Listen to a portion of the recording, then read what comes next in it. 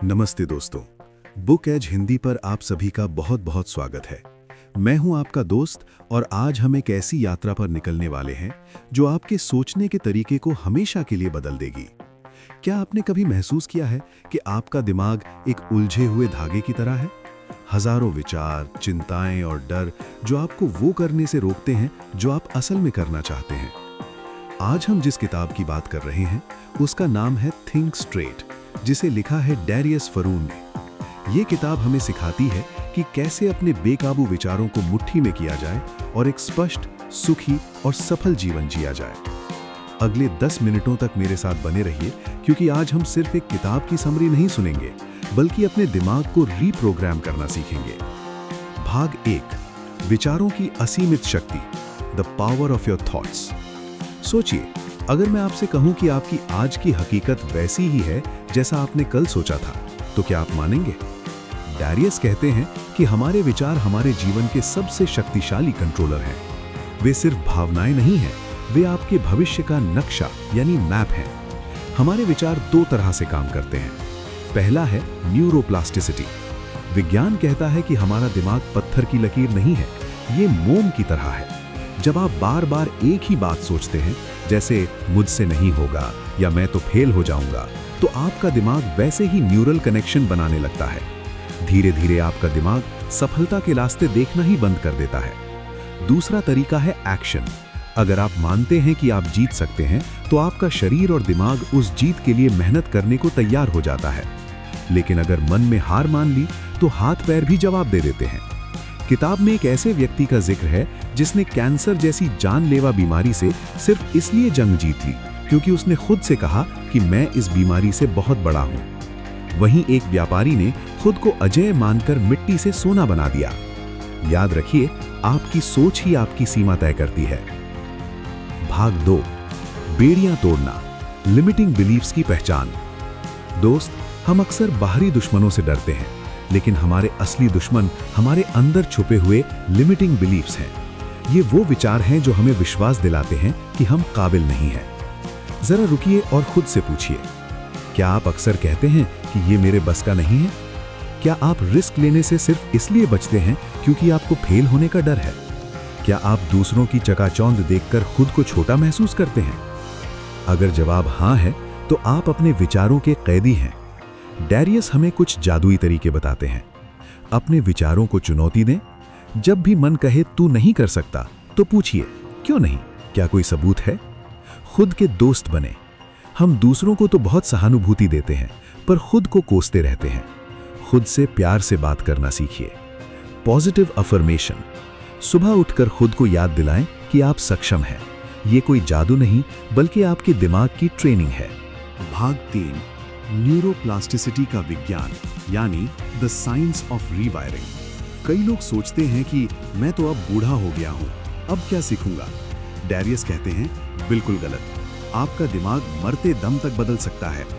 Neuroplasticity का मतलब है कि आप किसी भी उम्र में नई भाषा सीख सकते हैं, पुरानी बुरी आदतें छोड़ सकते हैं और अपनी पूरी पर्सनैलिटी बदल सकते हैं। बस आपको अपने दिमाग को चैलेंज देना होगा।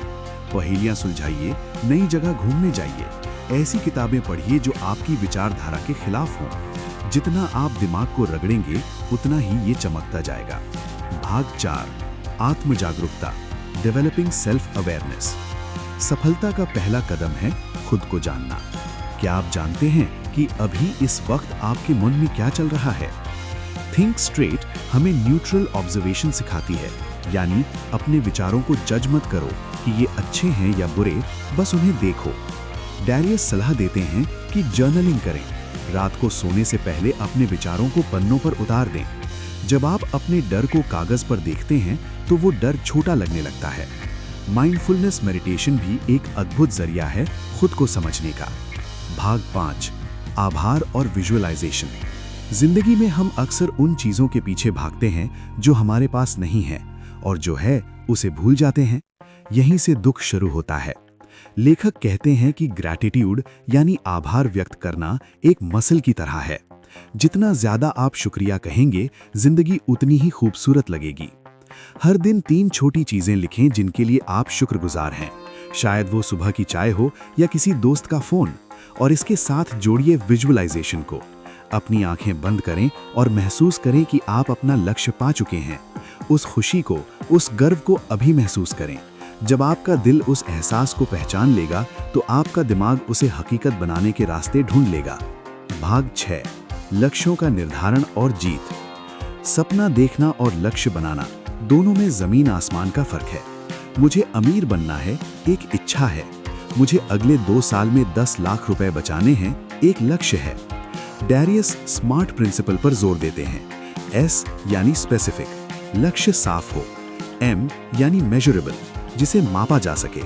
ए यानी अचीवेबल, जो मुमकिन हो। आर यानी रेलेवेंट, जो आपके लिए जरूरी हो। टी यानी टाइम बाउंड, जिसकी एक डेडलाइन हो। रास्ते में मुश्किलें आएंगी, ये तय है, इसलिए हमेशा एक वर्क प्लान तैयार रखें। अगर प्लान ए फेल हुआ तो प्लान बी क्या होगा। और सबसे जरूरी, छोटी छोटी जीत का जश्न मनाएं। खुद को शाबाशी देना मत भूलिए। भाग 7, रिश्तों की नींव, बिल्डिंग मीनिंगफुल रिलेशनशिप्स। इंसान एक सामाजिक प्राणी है, हम अकेले नहीं जी सकते। ये किताब सिखाती है कि अच्छे रिश्ते सिर्फ किस्मत से नहीं, मेहनत से बनते हैं। इफेक्टिव कम्युनिकेशन का मतलब सिर्फ बोलना नहीं, बल्कि गहराई से सुनना, यानी एक्टिव लिसनिंग है। जब कोई बात करे तो उसे महसूस करें। दूसरों की गलती पर उन्हें माफ करना सीखिए, क्योंकि नफरत का बोझ आपके दिमाग को भारी कर देता है। अपनों के साथ क्वालिटी टाइम बिताएं, उनकी तारीफ करें। याद रखिए, एक मजबूत रिश्ता आपके स्ट्रेस को आधा कर देता है। भाग 8, समय और उत्पादकता का प्रबंधन, प्रोडक्टिविटी एंड टाइम मैनेजमेंट। समय रेत की तरह हाथों से फिसल जाता है। डैरियस हमें ABCD मेथड सिखाते हैं। ए, वो काम जो सबसे जरूरी है और आज ही करने हैं। बी, वो जो जरूरी है पर टाले जा सकते हैं। सी, कम जरूरी काम। डी, वो काम जो आपको आपके लक्ष्य से भटकाते हैं, जैसे सोशल मीडिया की फालतू स्क्रॉलिंग। हमेशा एक समय में एक ही काम करें। मल्टीटास्किंग एक भ्रम है जो आपके दिमाग को थका देता है। और हाँ, 2 मिनट रूल याद रखें। अगर कोई काम 2 मिनट से कम का है तो उसे अभी कर डालें, उसे कल पर न छोड़ें। भाग 9, धन का सही प्रबंधन, फाइनेंशियल विजडम। हालांकि ये फाइनेंस की किताब नहीं है, लेकिन लेखक जानते हैं कि मानसिक शांति के लिए आर्थिक स्थिरता कितनी जरूरी है। बिना सोचे समझे खर्च करना बंद करें। इमोशंस में आकर शॉपिंग न करें। बचत की आदत डालें, चाहे वो बहुत छोटी रकम ही क्यों ना हो। कर्ज को खत्म करने का प्लान बनाएं और लॉन्ग टर्म इन्वेस्टमेंट पर ध्यान दें। पैसा आपका गुलाम होना चाहिए, मालिक नहीं। भाग 10, पूर्ण स्वास्थ्य, होलिस्टिक वेलबींग। अंत में डैरियस हमें याद दिलाते हैं कि एक साफ सोच तभी संभव है जब शरीर स्वस्थ हो। स्ट्रेस को मैनेज करना सीखें, गहरी सांसें लें और सबसे महत्वपूर्ण, नींद। अगर आप ढंग से नहीं सो रहे हैं तो आपका दिमाग कभी स्ट्रेट नहीं सोच पाएगा। अच्छा खाना खाएं, कसरत करें और अपने आसपास एक सकारात्मक वातावरण बनाएं। तो दोस्तों, थिंक स्ट्रेट हमें बस इतना ही समझाना चाहती है कि आपकी जिंदगी का रिमोट कंट्रोल आपके हाथों में है। आप अपने विचारों के शिकार नहीं, बल्कि उनके निर्माता हैं। अपनी सोच बदलिए, अपनी आदतें बदलिए और आप देखेंगे कि दुनिया आपके लिए बदल गई है। उम्मीद है कि इस 60 मिनट की यात्रा ने आपके भीतर एक नई ऊर्जा भरी होगी। अगर आप हमें सपोर्ट करना चाहते हैं तो बुक एज हिंदी की मेंबरशिप जरूर लें और हमारे चैनल को सब्सक्राइब करें। कमेंट में लिखकर बताएं कि आप अपनी कौन सी एक पुरानी आदत आज बदलना चाहेंगे। मैं आपके कमेंट्स का इंतजार करूंगा। स्वस्थ रहिए, सीखते रहिए और हमेशा सीधा सोचिए। Think straight. बहुत बहुत धन्यवाद।